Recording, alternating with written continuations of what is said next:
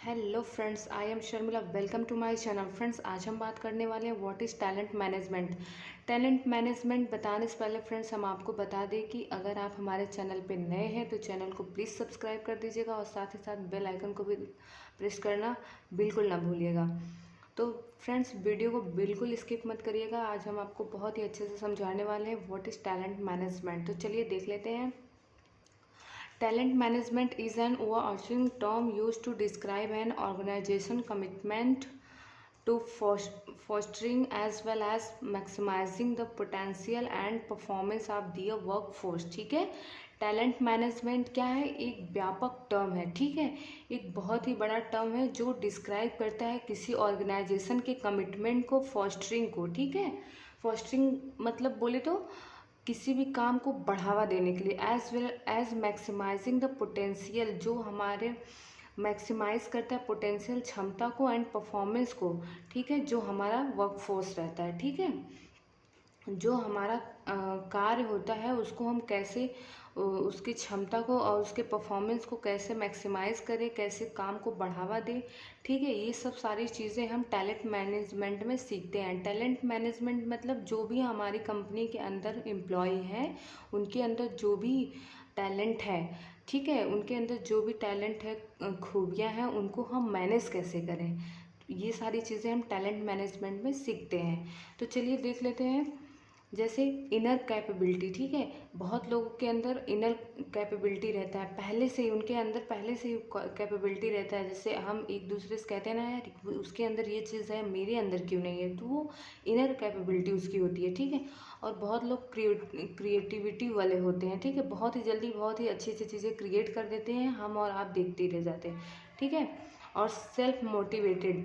ठीक है, बहुत जो हमारे जो एम्प्लॉय हैं वो कैसे होने चाहिए? सेल्फ मोटिवेटेड होने चाहिए। बहुत लोगों के अंदर ये भी टैलेंट होता है कि वो सेल्फ मोटिवेटेड हो जाते हैं, उन्हें किसी दूसरे पर्सन की ज़रूरत नहीं पड़ती कि कोई दूसरा पर्सन आके उन्हें मोटिवेट करे, कोई उन्हें प्रॉब्लम हो गई तो वो सारी चीज़ें वो खुद से हैंडल कर लेते हैं। ठीक है, थर्ड क्या है? गोल डायरेक्टेड। ठीक है, जो हमारा एम्प्लॉय है वो गोल डायरेक्टेड हो, वो अपने गोल के प्रति बहुत ही ज़्यादा पैशनेट रहे। ये सारी चीज़ें टैलेंट मैनेजमेंट में देखते हैं। टैलेंट फ्रेंड्स जो है बहुत लोगों के अंदर वो क्या होता है कि जेनेटिक होता है। जैसे बहुत सारे टैलेंट होते हैं वो हमें अपने मदर एंड फादर से ही मिल जाते हैं, वो बाहर से नहीं मिलते हैं। तो ये भी एक तरह का टैलेंट ही है। ठीक है, प्रैक्टिस मेक्स यू परफेक्ट। ठीक है, जो प्रैक्टिस होता है उससे भी हम क्या करते हैं? परफेक्ट होते हैं अपने काम में, जो है नीट एंड क्लियर हो जाते हैं। और फ्रेंड्स क्या होता है? जैसे एक्सपीरियंस। ठीक है, एक्सपीरियंस भी बहुत ही ज़्यादा मैटर करता है। हम जिस काम को जितना अच्छे से करेंगे, जितना समय में करेंगे, उतना ज़्यादा ही वो अच्छे ढंग से होगा।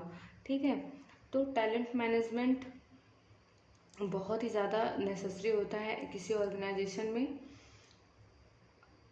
हम क्या करते हैं? किसी भी एम्प्लॉय के जो स्किल्स हैं, उनकी क्वालिफिकेशन को देखते हुए उनको हम right person on the right job, ठीक है, हम सही पर्सन को सही जॉब पे रखते हैं, जिससे हमारा जो है वर्क फोर्स जो है परफॉर्मेंस अच्छा होता है और कंपनी में जो है कंपनी की रेवेन्यू भी डेवलप होती है। ओके, तो आप समझ गए ना टैलेंट मैनेजमेंट क्या होता है?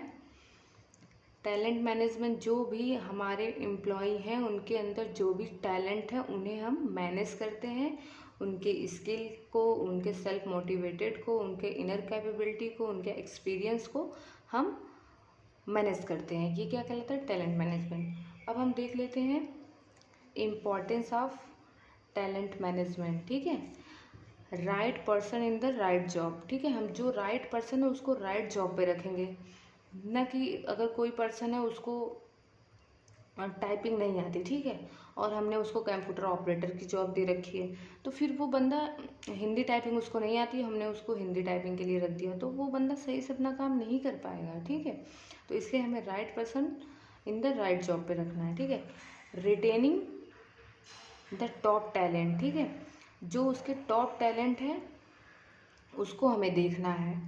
ठीक, बेटर अंडरस्टैंडिंग एम्प्लॉयज़, ठीक है, एम्प्लॉय की जो है बेटर अंडरस्टैंडिंग को समझना है हमें। कस्टमर सेटिस्फेक्शन, ठीक है, अगर हम उसको अच्छे से समझ जाएंगे तो उस कस्टमर सेटिस्फाइड भी हो जाएगा और एम्प्लॉय की प्रोडक्टिविटी भी बढ़ जाएगी। और लास्ट क्या है, कंपनी रेवेन्यू। टैलेंट मैनेजमेंट जो है का इम्पोर्टेंट में कंपनी रेवेन्यू भी आएगा, हमारा जो है सेल्स का टर्नओवर भी बढ़ेगा।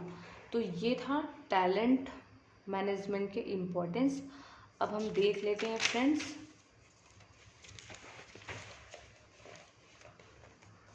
अब हम देख लेते हैं talent management process and model. ये सारी चीज़ें आप लोगों को समझ में आ गई। अब हम देखेंगे टैलेंट मैनेजमेंट प्रोसेस मॉडल, ठीक है। फर्स्ट क्या है, प्लानिंग, ठीक है। फर्स्ट हम देखेंगे प्लानिंग।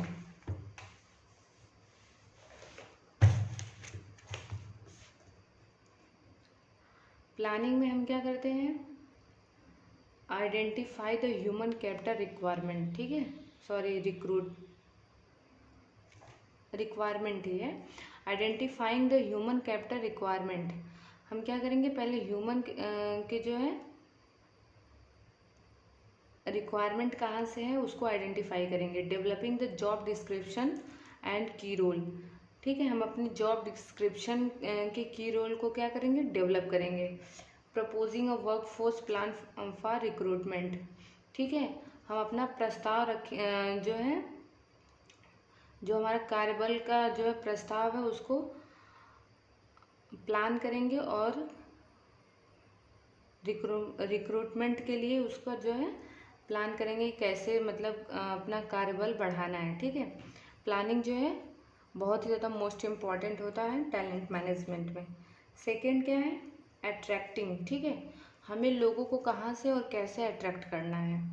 सेकंड क्या है, अट्रैक्टिंग, जैसे deciding whether the source of recruitment should be internal and external and seeking for the suitable individual to fill in the vacant position through, हम क्या करेंगे, कैसे कैसे हमें इंटरनल और एक्सटर्नल दोनों चीज़ों को देखते हुए अपने वैकेंट पोजीशन को फिल करना है, ओके। जैसे job portal such as naukri.com types, naukri.com हो गया, job.com हो गया, इन सब जगहों से हम देखेंगे कि हम कैसे लोगों को हायर कर सकते हैं। Social network such as LinkedIn, Twitter के थ्रू भी हम अच्छे एम्प्लॉयों को सर्च कर सकते हैं, ठीक है।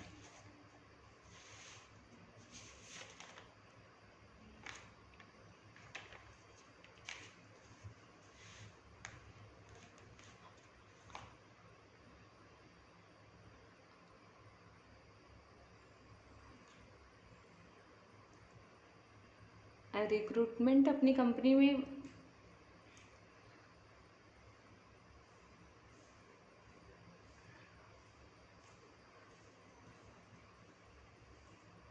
ओके, सोशल नेटवर्किंग के थ्रू हम क्या कर सकते हैं, अट्रैक्टिंग कर सकते हैं एम्प्लॉय को, ठीक। अब थर्ड क्या देखेंगे हम, सेलेक्टिंग, ठीक है। थर्ड हम देखेंगे सेलेक्टिंग, हम बेस्ट एम्प्लॉय का सिलेक्शन कैसे कर सकते हैं, ठीक है। Recruiting and selecting the personal it's involve the following steps, ठीक है। Scheduling, written, test and interview, हम ठीक है सेलेक्ट कैसे कर सकते हैं, सिलेक्टिंग कैसे होता है, आप कभी गए होंगे इंटरव्यू वगैरह में, तो पहले क्या होता है कि आपसे रिटेन में टेस्ट लिया जाता है, ठीक है, पहले इंटरव्यू होता है फिर आपसे रिटेन में टेस्ट लिया जाता है। अगर आप उस टेस्ट में पास होते हैं तो फिर आपको जॉब पे रखा जाता है। तो सेलेक्टिंग का ये प्रोसेस होता है।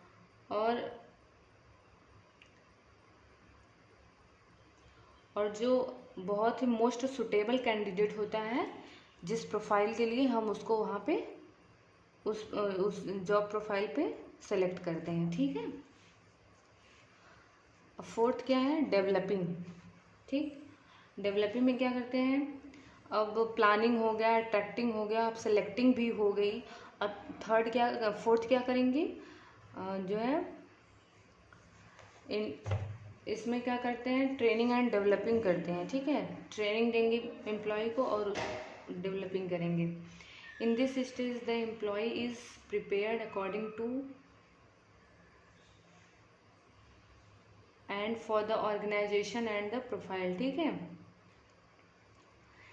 डेवलपिंग में हम क्या करते हैं कि एम्प्लॉय को जो है तैयार करते हैं ऑर्गेनाइजेशन के जिस भी प्रोफाइल के लिए उन्हें हायर करना रहता है। ठीक है,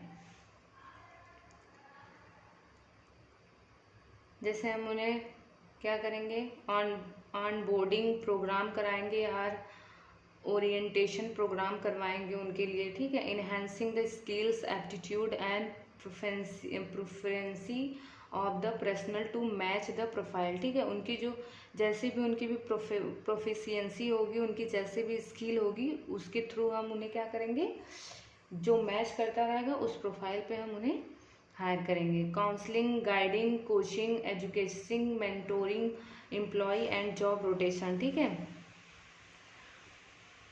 एम्प्लॉय जिस भी प्रोफाइल से मैच करता रहेगा उसका मेंटोरिंग, उसकी एजुकेशन, उसकी स्किल, उस पर हम उसे आफ्टर ट्रेनिंग डेवलप करेंगे। ठीक, अब फिफ्थ क्या है, रिटेनिंग। रिटेनिंग में हम क्या करते हैं, रिटेनिंग में हम क्या करेंगे कि उन्हें,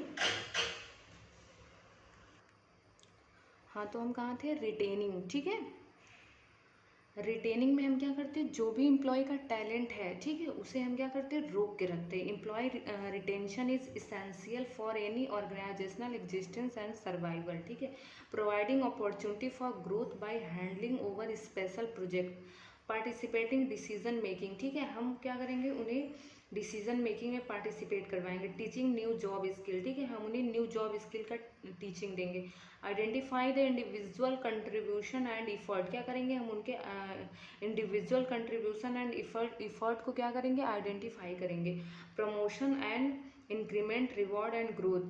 हम रिटेनिंग में क्या करते हैं, एम्प्लॉय को क्या करेंगे, प्रमोशन देंगे, इंक्रीमेंट देंगे, रिवॉर्ड देंगे, ग्रोथ देंगे, तभी तो वो रुकेंगे, तभी तो वो किसी एक पर्टिकुलर ऑर्गेनाइजेशन में लॉन्ग टाइम के लिए रुकेंगे। नहीं तो वो क्या करेंगे, स्किप कर जाएंगे। जब उन्हें आप प्रमोशन नहीं देंगे, इंक्रीमेंट नहीं देंगे, रिवॉर्ड कोई भी नहीं देंगे, तो वो भैया क्यों रुकेगा आपके ऑर्गेनाइजेशन में, वो क्या करेगा, मूव ऑन कर जाएगा। तो रिटेनिंग में हम क्या करते हैं कि एम्प्लॉय को रोक के रखते हैं। ठीक है, अब लास्ट हम देखेंगे ट्रांजिशनिंग। ओके, ट्रांजिशनिंग में हम क्या करते हैं,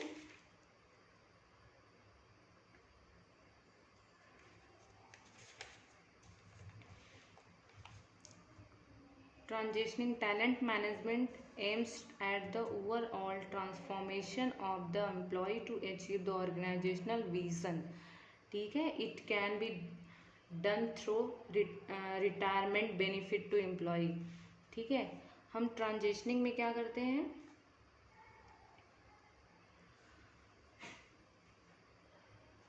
ट्रांजिशनिंग में हम करेंगे कि एम्प्लॉय को क्या करेंगे, एक पोजीशन से हम उसे दूसरे पोजीशन में भेजते हैं। ठीक है, movement of employ to another role. ठीक है, एक रोल से हम उसे दूसरा रोल देते हैं। डिपार्टमेंट और ऑफिस, अपने ऑर्गेनाइजेशन में उन्हें एक ऑफिस से जो है दूसरे ऑफिस में, और एक डिपार्टमेंट से दूसरे डिपार्टमेंट में उन्हें हम क्या करते हैं, भेजते हैं, उनका मूवमेंट करते हैं, जिससे वो क्या हो सके, मल्टीपल टैलेंटेड हो सके। ओके, अब वो एक ही जगह रहेंगे तो फिर वो एक ही काम करेंगे। अगर दूसरे डिपार्टमेंट में जाएंगे, दूसरे ऑफिस में जाएंगे, तो फिर वो जाहिर सी बात है दूसरा काम सीखेंगे। ठीक है, तो ट्रांजिशनिंग में हम क्या करते हैं, एम्प्लॉय का मूवमेंट करते हैं। रिटायरमेंट बेनिफिट्स टू एम्प्लॉय को क्या बेनिफिट्स देना चाहिए, रिटायरमेंट बेनिफिट देना चाहिए। सक्सेशन प्लानिंग और इंटरनल प्रमोशन, उन्हें इंटरनल प्रमोशन भी देना चाहिए। And also conducting exit interview, ठीक है। एग्जिट इंटरव्यू मतलब उन्हें जब हम लीव इंटरव्यू भी देना ज़रूरी है, ठीक है। उनके जो है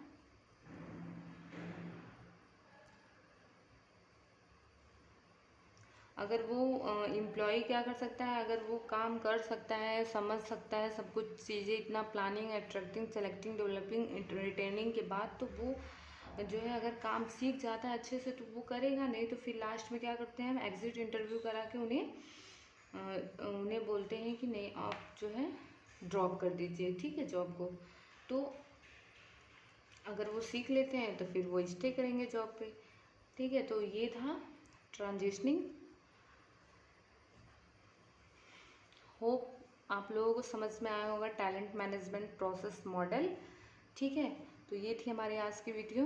वीडियो पसंद आए तो लाइक करिए, सब्सक्राइब करिए, शेयर करिए। Thank you.